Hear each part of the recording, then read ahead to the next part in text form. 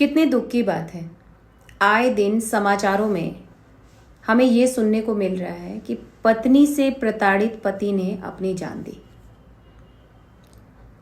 कहीं पर ये न्यूज़ सुनने को मिलती है कि किसी लड़की ने अपने पति को इतना ज़्यादा टॉर्चर कर दिया शादी के बाद, अपने मायके वालों की बात सुनकर, उसके ससुराल वाले भी, उसके सास ससुर सब उसको इतना टॉर्चर करते हैं कि वो मेंटली इतना डिप्रेस्ड हो जाता है कि वो आत्महत्या कर लेता है।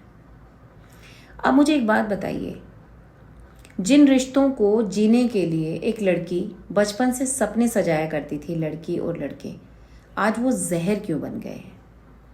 कारण संस्कारों की कमी और लालच की अधिकता।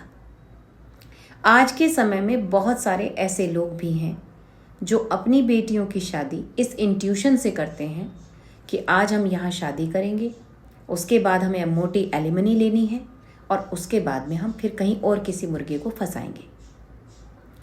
मुझे एक बात बताइए, अगर पैसा कमाने का ये शॉर्टकट, सबसे आसान शॉर्टकट जो लोगों को लग रहा है, अगर इसी रास्ते पर समाज चलता रहा तो आने वाले टाइम में शादी जैसे पवित्र बंधन के साथ बंधना कौन चाहेगा? ये तो मुसीबत बन गई है जिंदगी की।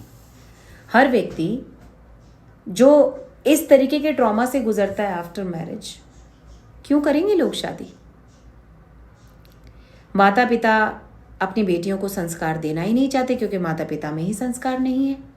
वो अपनी बेटियों को इतना लालची बनाते हैं, अपनी बेटियों से ये कहकर भेजते हैं ससुराल में किसी की सुनने की ज़रूरत नहीं है, हम देख लेंगे, बाकी किसी से दबने की ज़रूरत नहीं है, कोई ज़रूरत नहीं है सबकी सेवा वेवा करने की, मेरी बेटी नौकरानी थोड़ी ना है।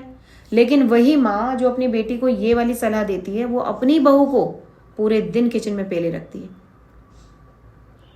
ऐसी दोहरी मानसिकता क्या आपको और इस समाज को एक दिन नष्ट नहीं कर देगी? क्या सब कुछ समाप्त नहीं हो जाएगा? और मैं लड़कों से भी कहूंगी, परिस्थिति चाहे जितनी गंभीर हो, लेकिन उसका सामना करने के बजाय अगर आप मरना ज़्यादा प्रेफर करते हैं, आप सोचते हैं कि ऐसे समस्या का हल हो जाएगा, तो आप निहायत ही गलत हैं। आपके मरने से समस्या का हल नहीं होता, बल्कि ऐसे पिशाचों को मोटिवेशन मिलता है कि जब तक आप उसको चूस रहे हैं, सामने वाला डर के मारे अपने आप को ही ख़त्म कर लेता है। आपने देखा कि ऐसे केस कितने बढ़ रहे हैं।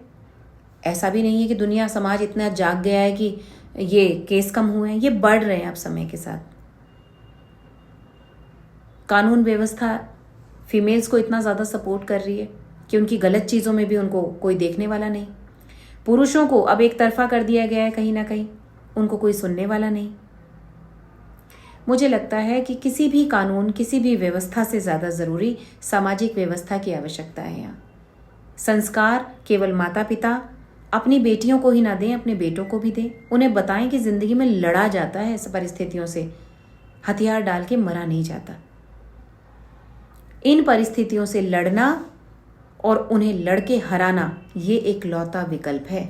इस समस्या का हल यही है, या तो विवाह बहुत सोच समझ के सही व्यक्ति को चूज कीजिए, और अगर गलती से कोई गलत व्यक्ति आ भी जाए आपकी ज़िंदगी में तो लड़िए उस परिस्थिति से, मरने के लिए मत भागिए। और लड़कियों को भी कहूँगी, ये जो शॉर्टकट, जो सब नहीं है ऐसी, लेकिन जो गलत मानसिकता के साथ शादियाँ करती हैं शॉर्टकट के थ्रू पैसा कमाने के लिए, गलती मत कीजिए। भुगतान सबको करना पड़ता है, प्रकृति किसी को छोड़ती नहीं है। इतनी बड़ी गलती मत कीजिए। परमात्मा ने शादी के संबंध को, परमात्मा ने कहीं ना कहीं जीवंत रखा था। शिव पार्वती का विवाह हुआ था, उन्होंने तो विवाह के इस संबंध को रूटीन में लाया था समाज में। भगवान की बनाई हुई चीज़ों को छेड़ोगे तो नष्ट हो जाओगे, परमात्मा स्वयं नष्ट करेंगे। डर जाइए इस पाप से, मजाक मत बनाइए इन संबंधों को। Mind it.